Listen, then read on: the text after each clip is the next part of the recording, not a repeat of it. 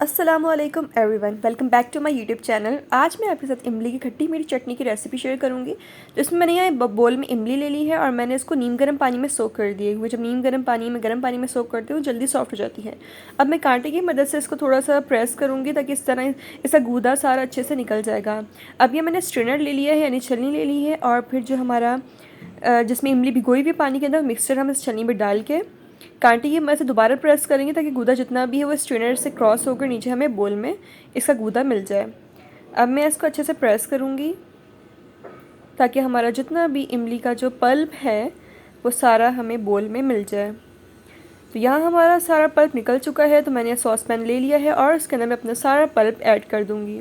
आप इस चटनी को एयर टाइट कंटेनर में स्टोर करके आराम से फ्रिज में रख सकते हैं। अब यहाँ मैंने फ्लेम को कर लिया है ऑन। अभी मैंने फुल फ्लेम नहीं किया है, पहले मैं इसे मसाला ऐड कर दूँगी फिर इसको फुल फ्लेम करेंगे। यहाँ अब मैं इसमें ऐड करूँगी हाफ़ टी स्पून सॉल्ट, यानी नमक डाला है। अब मैं 1 टीस्पून इसमें ऐड करूँगी कुटी हुई लाल मिर्च यानी चिली फ्लेक्स।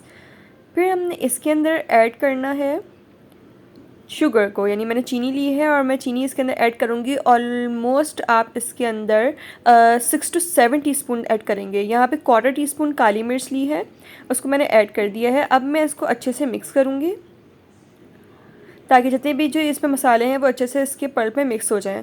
अब मैंने इस अपने तवे के ऊपर जो है वो 1 टीस्पून ज़ीरा ले लिया है और ज़ीरे को मैं इसमें भून रही हूँ, यानी मुझे इसको बड़ा प्यारा सा जब खुशबू आने लगी है तब इसको भून लेना है उतना, और उसके बाद इसको पीस के इसका पाउडर बना लेना है। तो 1 टीस्पून मैंने यहाँ पे ज़ीरा पाउडर लिया है, भुना हुआ, यानी भुना हुआ पिसा हुआ ज़ीरा, वो 1 टीस्पून ले लिया है और भुना मैंने तवे के ऊपर इसको अच्छे से भून लिया, रोस्ट कर लिया है और फिर इसको पाउडर बना के डाल दिया। अब मैं इसको बॉयल कर रही हूँ।